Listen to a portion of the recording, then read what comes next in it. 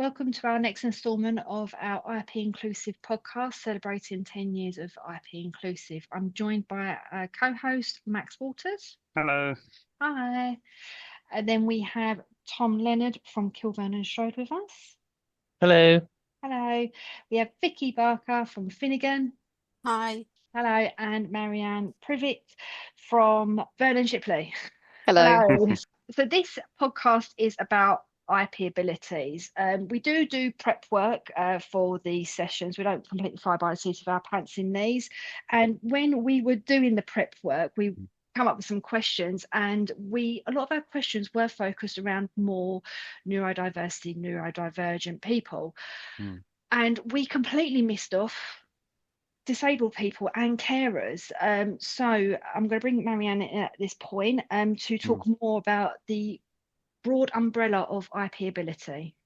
IP ability, we aim to support disabled people and carers across the profession, those seeking to enter the profession. And we use disability or disabled as an umbrella term. And the reason we use that is because we apply what gets called the social model. So the idea with the social model is that it's society that is disabling. So a person is not disabled because they are inherently, less than or flawed. They are disabled because society places barriers in place. And you could think that being around social norms, for example, for autistic people might find certain social norms difficult to conform to or understand. You can also see it in terms of physical barriers. So, for example, someone who is visually impaired, who cannot read a document in the form that it is sent to them by, for example, a hospital. They can receive letters through the post that they cannot read. That's clearly not accessible, and that's a barrier put in place by a hospital not having measures in place to make sure that information is accessible. And both those sort of examples I've given, I think, are just as applicable to the workplace, where you can have social norms within, like maybe when people go for lunch together, or the way they're expected to respond to emails. That can be confusing to somebody who may be neurodivergent. Equally, you could have information that is given in a printed format that's not accessible to some members of a firm. So so we as an organisation, as an IP ability, we see neurodivergent people as very much belonging to our community, as it were. But I appreciate that not everybody who is neurodivergent likes the label. So we try to explicitly make it clear that we incorporate disabled people, including neurodivergent people, within our community. And carers, a lot of us on the committee have a direct experience of being a carer, whereas we are often allies to the disabled community. And that's because disability is a very broad church. There's an awful lot of experiences and different experiences, and there aren't very many senior disabled leaders in any organisation at all whatsoever. It's quite surprising when you consider that about 20% of the population are considered to be disabled at any one time. And I say any one time because disability is the only community that you can join, in the sense that, if you consider that people's sexuality is their sexuality, their gender is their gender, maybe they're transgender, but still, once you've established, you're born a certain way, or you establish a certain way, then nonetheless, disabled people can become disabled if they experience ill health. That's covered by the Equality Act. If you are undergoing cancer treatment, you are disabled in accordance with the Equality Act. If you experience a life-changing accident, then you're going to become disabled. All sorts of things can happen to someone in the course of their life. There are far fewer disabled people who are born than there are when they get to older life. So all of us, it's in our interest, genuinely in our interest, to make the IP profession and the wider world a more disability inclusive place. Yeah, that's my soapbox speech. I think that's great, but I think I would add to it, it's not just neurodiverse people who maybe don't identify as disabled, because if you're someone who, if to use your example of like a cancer patient, you would probably talk about yourself as a cancer patient rather than applying a label of disability to yourself. There's a level almost of shame, I think, to people identifying as disabled. You don't get that in other areas. I live near Brighton. I cannot leave my front door without seeing an Out and Proud t-shirt. It is, people, once people are out, it's their identity. Disability is something people feel quite shamed about. And also, I think it's really poorly understood. When IP Ability was being set up, I joined the Hidden Disabilities task force. That was one of the little and reasonable adjustments for exams. Those were my two task forces. And hidden disabilities, because it's really personal for me, because my mother's has a hidden disability. She's in a wheelchair now, and it's been quite striking for me to see how differently she is treated now. She's in a wheelchair versus when she was just struggling on and refusing to use a wheelchair even though she needed one. I think that thing about the language is really interesting, and it goes back to what Jodie was saying at the beginning and what you've just said now, Vicky, about how there is almost a shame around the word disabled. And I don't think it came from shame that we didn't use it, but I think we just didn't use the term because we weren't sure if it was an accepted term to use now or what the sort of correct terminology is now. So it's I mean, there's quite a lot of talk about it in the kind of community, and I say the community, when I said the community earlier, I was referring to the IP Ability community. If I talk about the disabled community, and we touched on it a little bit when we were talking about IP Out with Tom, there's an awful lot of information out there if you're curious. So I've learned a lot through my own experience of disability, in the sense of I've got close family experience, both with my siblings and also through my husband and to a different extent through being a parent. So it's being aware of these things have come from personal experience, but also because I'm engaging with the disabled community through what was Twitter, but then that became awful. So now much more so on LinkedIn. But you can find people with lived experience of disability and learn from them. And certainly there is a really strong campaign by, I'd say, a large proportion of the disabled community, at least within the UK, to reclaim the word, to stop it from being seen as a negative, to try and tackle the stigma that's associated with the word. So I appreciate that if you're not aware of that debate, then it can be seen as a negative, but it's trying to counteract that, trying to bring it to a point where it's not seen as a negative anymore. It's almost like, sort of, to go back to an earlier podcast, where you're reclaiming the word queer. Tom, I don't know if you have any thoughts on that, but about the reclaiming of the word, disabled. It sounds like it's an interesting one. Yeah, I think it's very important to listen to people in the community, and not just the community as a whole, but individuals. Marianne and Vicky have already made this point, but so, for example, I'm perfectly happy with the term queer. I identify as a gay man, but I also identify as queer, and I am happy to go to spaces that I self-identify as queer and say I'm part of the queer community. Personally, I think it's a relatively helpful term to sort of capture lots of different identities. But there are lots of people in the community that don't like that term. I mean, certainly when I was at school, it was a term that was thrown around, to insult people, and I think there has been an element of reclaiming. So.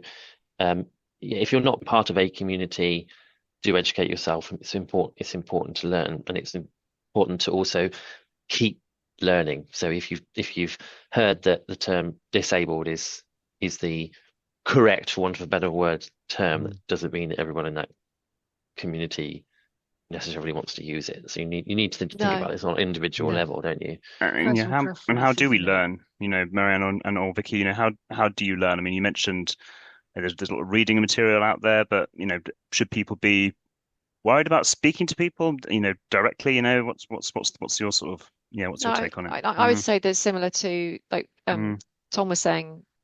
Yeah, I think there's a lot of there's a lot of concern about using the right terminology, but in a similar way to what Tom was saying about listening to individuals is learning what someone else is comfortable disclosing about themselves. I don't particularly like the word disclosing, so some people don't like that because you disclose a negative. So, but what do people feel comfortable sharing about themselves? So you could ask information about that. It's very personal, I think, and just treating people as individuals helps with that.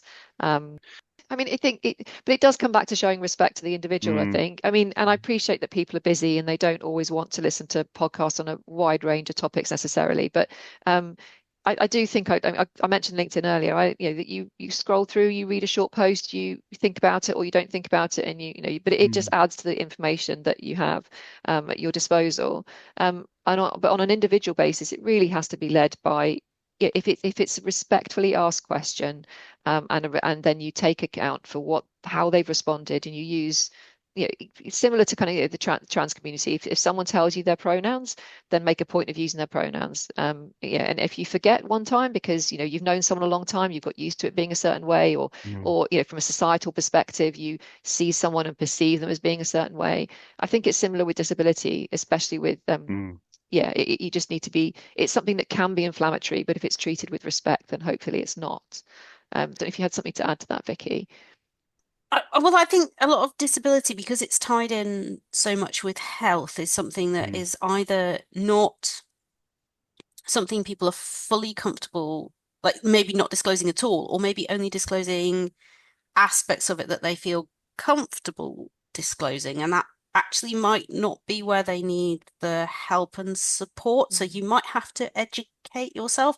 Because I can imagine that, if someone has say a cancer diagnosis, they may feel more comfortable talking about one symptom that's affecting them at work, but not another symptom. So maybe the onus is then on you, if you are, say, that person's supervisor, their mentor, you're in the HR team, something like that, that you actually have to go away and educate yourself to try and almost not exactly preempt their needs, but try and work out what they're not saying, because that might be just as important as what they are saying.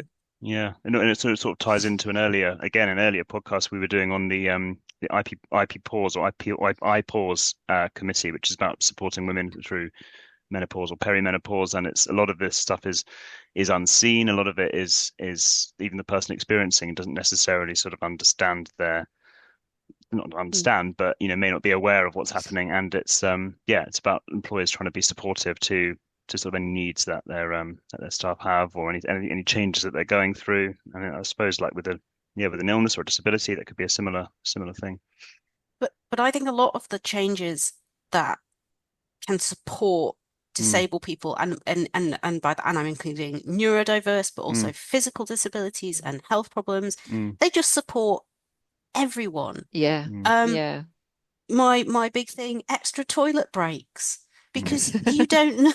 I mean, you just don't know who in your team A, needs that for a medical reason, or B, just needs to step out for 5 minutes because this meeting is driving them crackers and they're tired and they've been up in the night with a small toddler. It doesn't have to be. It benefits everybody. There's so many people in the workplace, or who's just got a lot on and needs to go check their emails. And it's that sort of thing. It's not, to me, there isn't really much of a downside to doing things like that. You've made your meeting a lot more accessible at no cost, so why wouldn't you do it? And I think it's just, but then there's an awareness, or there needs to be an awareness amongst people to think, if someone's saying, could we just take a break, rather than challenging that and saying, can we just carry on through because I'd like to get this done as soon as possible, thinking maybe that person doesn't feel comfortable saying why they need a break, so maybe just assume that there's a good reason and take the break and carry on. I had that situation recently where quite a senior partner, we had a break scheduled, and quite a senior partner just wanted to plow through. And I felt a bit awkward putting my foot down and saying, no, actually, we want 5 minutes, because I'm aware through my experience that other people, and not necessarily me, I could have pushed through, but other people might have needed that. And but again, you need senior people in your organization to be on hand to say, no, we're going to take that 5 minutes. Making them aware, isn't it, as well? Unless you're made aware that there might be someone who needs regular breaks. Like, I know when I spend time with my family, when there's all 9 of us, it can be very overwhelming, and I have to go and stand outside by myself, and everyone's like, where's Jodie gone? And I'm like, I just need 2 minutes without the kids climbing on me and someone arguing about Christmas dinner. I just need that bit of time to myself. So it does get very, very overwhelming very quickly, but I'm assertive enough to just say it how it is most of the time. But talking about the word and term disability, we were I think we had a call with a couple of people a little while ago about a chat that was coming up at the SEPA conference, and I joined a webinar afterwards on LinkedIn, and the lady introduced herself and said, oh yeah, it was about like disabilities and parents of children with disability, and the woman introduced herself as dyslexic, and I was like, oh, I'm dyslexic, and I never perceived it as a disability. Obviously, I come from a training background, and when I done my teaching qualifications to initially become a school teacher, they called them learning disabilities, and I personally don't like that term. No. But please feel free to continue referring to them as the disabilities throughout the conversation. I've got no issue with that, because in my mind at the time when I'd done these qualifications about 10 or so years ago, I had the perception that someone else, that person with the learning disability, was less able to learn the content compared to someone else. And I'm like, well, it's not. So I refer to it in a training context as learning needs. Just their needs are going to be adapted and a bit different. I know how neurodiversity has expanded quite rapidly over the last few years, that context can't be for every situation. But then I think, I'm dyslexic, but I've got my superpowers. I like to call them my superpowers. I have the ability to see the bigger picture.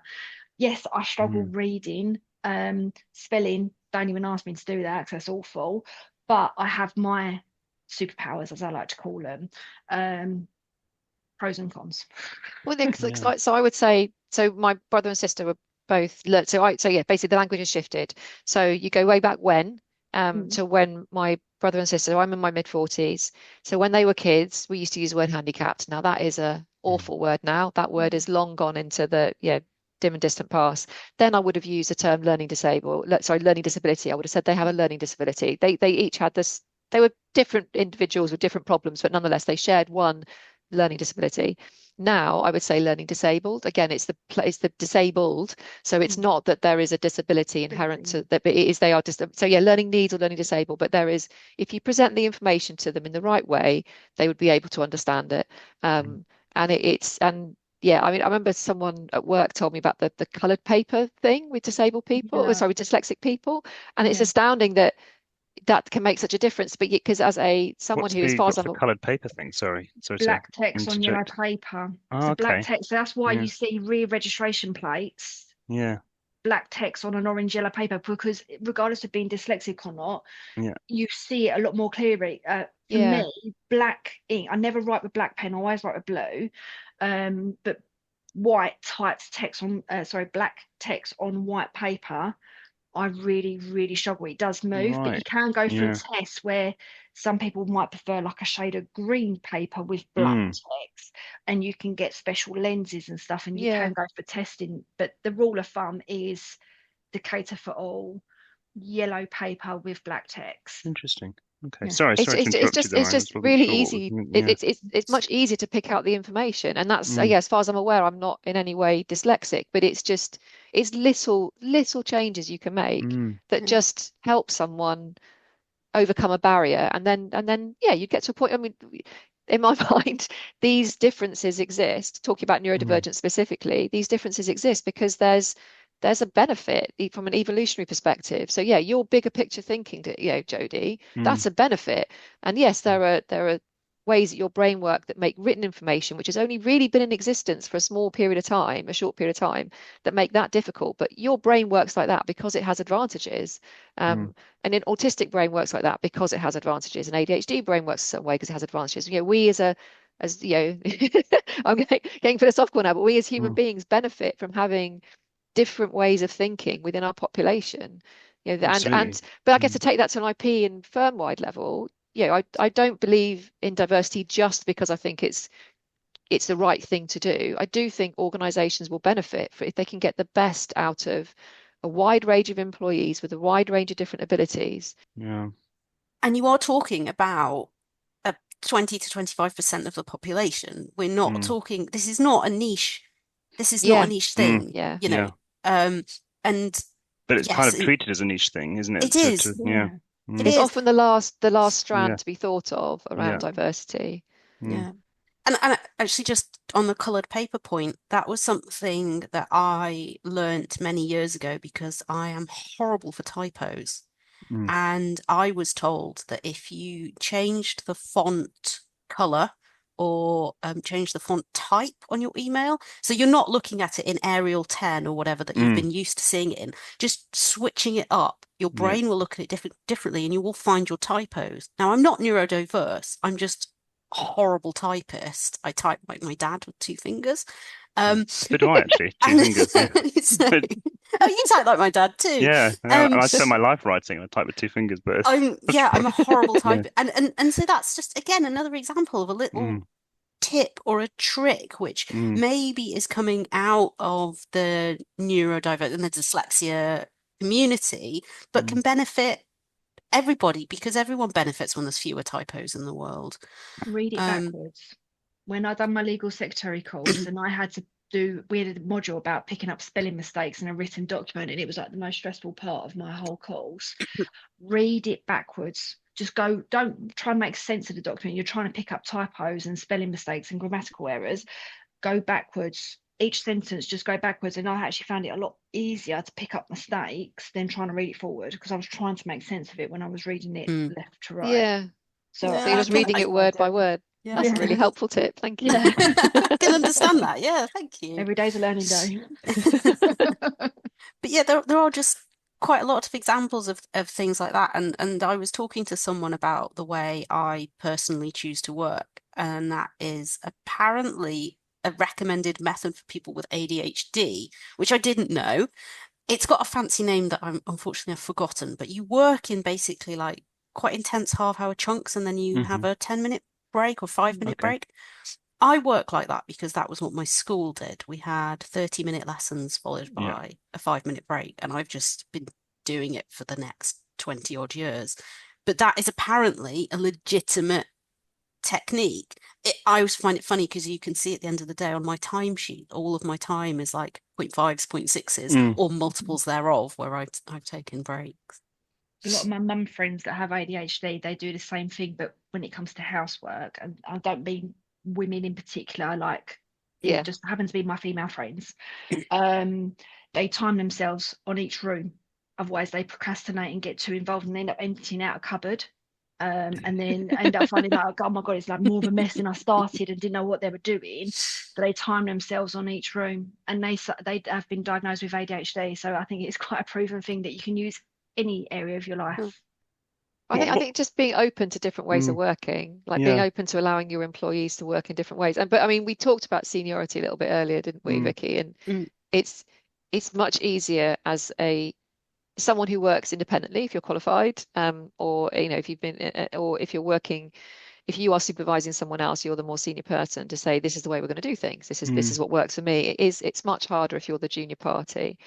But what about you? What about you, Tom? I mean, you talked about, you're at Kilburn and Strode. You're known for doing things in quite innovative ways sometimes. What's have you got any sort of insight or tips? And I know that you're someone who supervises people as well. So I think it's important to keep in mind that people work in different ways and need different things. And so I have a certain way of working, and I have a lot of people that work for me, and I do things with them, and it's really, really important to make sure that you're accommodating what it is that they need. And I mean, that goes through lots of aspects. So how are they going to get the work done? What kind of feedback do they want? How do we arrange a meeting to talk about this supervision? And just sort of being open to different ways of working is really, really important, especially as as a senior person, not dictating this and saying, well, this isn't always how I want it done. Asking the people that you work with, is this working for you? Do you prefer something else? Do you hate it when I do this, or do you find it difficult? Or what can I do to make this process easier? Man, I can see you nodding along there. Yes, yeah. No, I think that's an excellent way of working. Being open to and making it possible for someone. Basically, you're asking them rather than placing the barrier for them to feel comfortable bringing it up. I know a lot of what you do as well is beyond obviously helping organizations to support disabled people, neurodivergent people. You also work with and support carers as well. So how should employers be understanding, I suppose, to those with caring responsibilities as well? What are some, and what are some of the things IP Abilities does with carers? And then Marianne or Vicky or indeed Tom, if any of you want to speak to that. Yeah. I think it's just highlighting that that they're going to need more flexibility. So I think I needed a flexible working arrangement in place before anyone really started working remotely. I was I think the first person in my firm to work remotely. I did so twice a week, and I did so entirely on reliance of the EPO register being publicly available, because we didn't have electronic files at that time. So I had access to my emails, and I said, well, I do enough European prosecution on published cases that I will be able to fill my 2 days, and then I'll do the other 3 days in the office. And that gave me a working arrangement that worked for me when my eldest child was young and my husband was experiencing severe back pain. So he couldn't do anywhere near a fair share of the childcare, and I didn't want to work part-time, because at that time I was afraid I was going to end up with being the sole breadwinner. Thankfully that hasn't happened. His physical health has improved significantly, but that's stayed with me as something that I was lucky. I know Tom's talked about landing somewhere where it was an open and supportive environment. I landed at that point in my life in a firm, what was AA Thornton and is now Venner Shipley, with a line manager and a head of HR who were very supportive and who allowed me to trial it to see if it would work, and it did. So I'm just conscious that I benefited significantly from extra flexibility, and most people, I think now within our profession, most people would have access to similar flexibility, because flexible working, hybrid working. Since COVID, this must have been a much more usual thing for people to do, to have at least a couple of days where they're not expected to be in the office. But I think we need to remember that when there's a pushback to why can't we all go back to the way of working before and being in the office, that there will be people whose circumstances have changed and who haven't had to make a special request and who don't want to stand out necessarily. I remember being very self-conscious when I asked for flexible working. I was very worried about how, although I was confident my line manager and the head of HR, were entirely on my side, I was asking for special treatment. I didn't want to have special treatment. And but you bet, if you're a carer for, if you've got a disabled child, for example, I'm preparing for a fireside chat with someone who is a parent of a child with quite significant needs.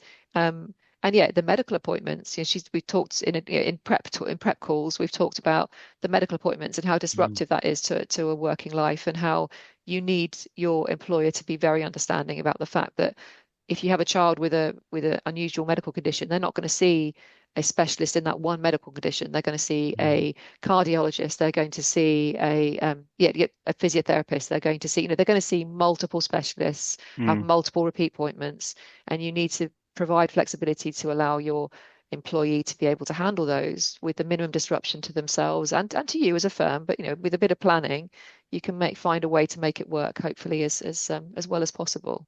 And another sort of just not necessarily people with disabled children. One of the conversations that we've had at Finnegan recently was about as we're getting a lot of people now who have double caring responsibilities, because my parents are in their 70s and oh no, my mum will kill me, she's not quite 70, but late 60s, and she is disabled. My dad's in his 70s, but my kids are under 5. So and that is becoming quite common now, that people have this dual thing. But I'm actually preparing for a webinar on carers' rights day. And one thing that jumped out at me is that caring is very dynamic. There are about 4 million people a year who take on a role as a carer, but there are also about 4 million people a year who give up a role as a carer for whatever reason. But it's transient. It's not necessarily a badge that you have to wear for a long time, but you might need some support while you're doing it. And to have these resources like IP Ability just there for when you need them is, I think, important. Maybe I could just add a couple of things. I think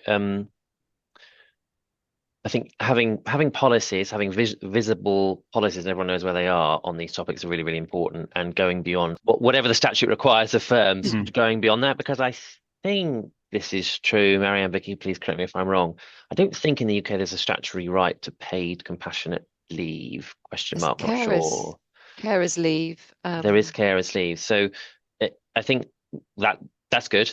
Showing my ignorance here, but I think if firms, what I would imagine is that statutory leave isn't very generous, and making firms really examining what is our policy here, and this isn't a policy on what the bare minimum is that we have to do legally, but how do we actually take care of our employees, in turn take care of the people they need to take care of, in a compassionate way. So exploring, how far can we push those policies to go beyond what is just legally required of us.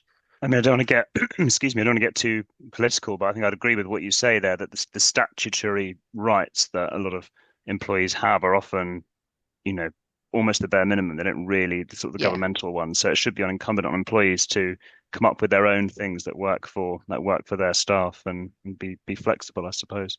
I mean, carers leave gives you the right to basically have unpaid leave at zero notice for a certain number of days. I would say it's almost like when the parental leave was first, or rather paternity leave was first rolled out.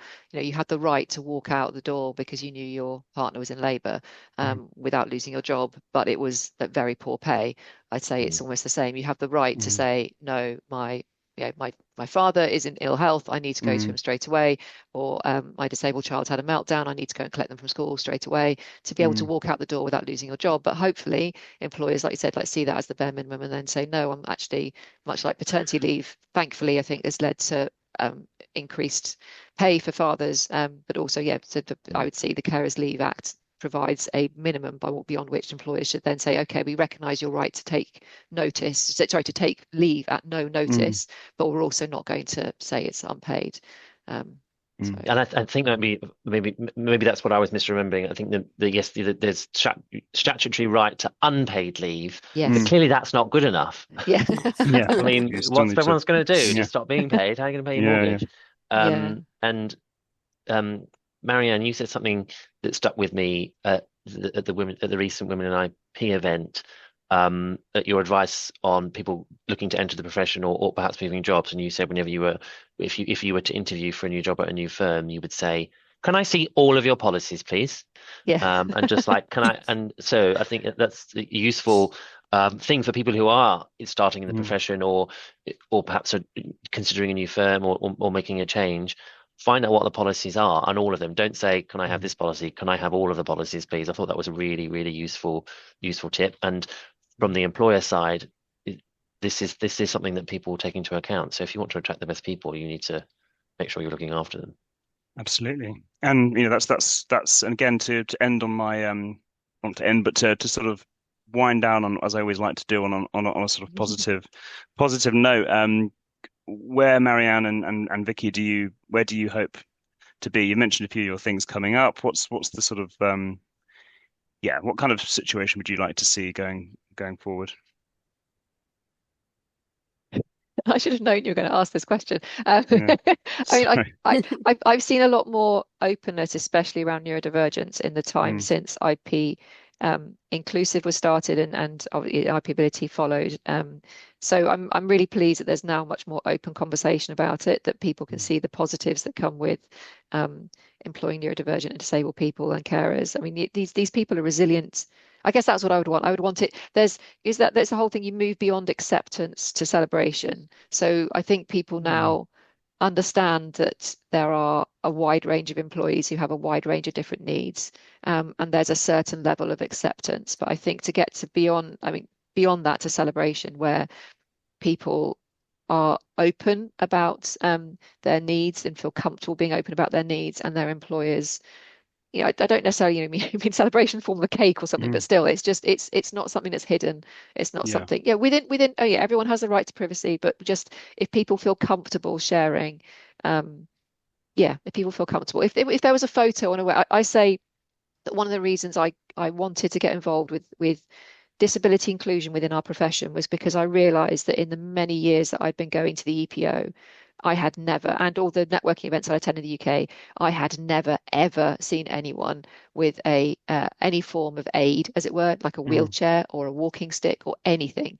I've now seen one person with a walking stick at the EPO, but that's not reflective of the wider population. That can't be reflective of our profession. So maybe what I'd like to see is all our glossy photos on our firm websites. I'd like to see someone with an obvious form of disability not feeling the need to hide it, whether that be stood there with a guide dog or stood there holding a walking stick or something that was just, this is me, this is the full me, and I feel no need to hide it. Yeah, absolutely. No, I think that's a good way to hopefully look forward to the future. And yeah, I want to thank you everyone again for obviously joining the podcast. Thanks to Marianne, Vicky, and to Tom, and to Jodie as always for co-hosting the discussion. Thank you all. Thank you. Thanks.